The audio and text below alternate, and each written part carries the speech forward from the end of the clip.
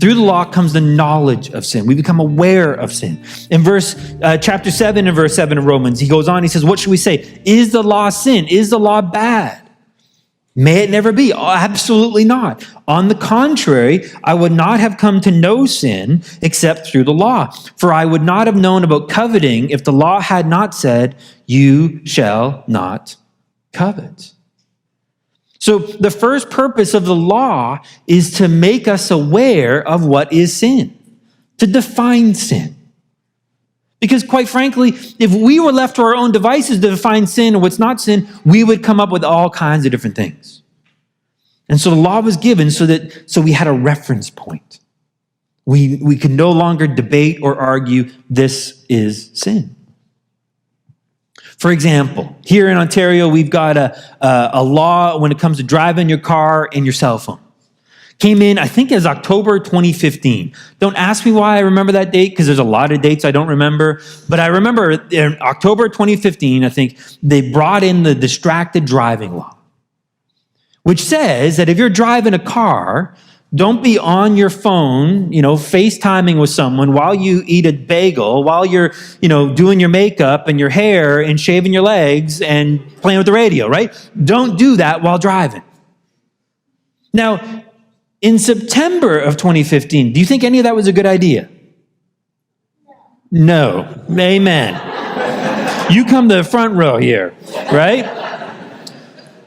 Cheryl, go to the back, all right? So, you know where that's from. So it wasn't a good idea, but we needed a law because guess what? People were doing it. And so the law comes in and says, just so we're clear, don't do that. This is wrong. This is bad.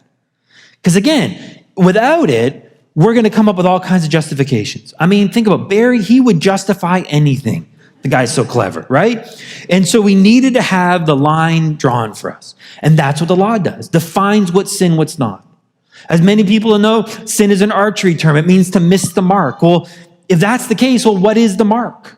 What's the target? And that's what the law does. It tells us what the target is. But here's the thing. Now that we know what sin is, now that we know the list, now we know what we should do and we shouldn't do, do you expect that the law is actually going to curb the amount of sin? That it's going to reduce it? I think it would make sense that it would. But look what Romans 5:20 says. The law came in so that the transgression would increase. Now, just so we're clear, who added the law? God did, right? It's God's law we're talking about. The perfect 10 commandments, really all the commands of God are perfect. And yet it tells us here that God added the law with the express purpose so that it wouldn't reduce the number of sins and transgressions, but it would actually make it worse. Look what Paul says in Romans 7 and in verse 5. For while we are in the flesh, the sinful passions which were aroused by the law. What does the law do? It doesn't curb, reduce, eliminate sin. It arouses sin. We're at work in the members of our body to bear fruit for death. Verse 8, for sin, taking opportunity through the commandment, produced in me coveting of every kind. For apart from the law, sin is dead. You see, the second purpose of the law is to stir up sin, making it increase to reveal our need for salvation. It's not trying to reduce sin. It's like putting a magnifying glass on it or throwing gas on this little flame to make it bigger, to make it more noticeable.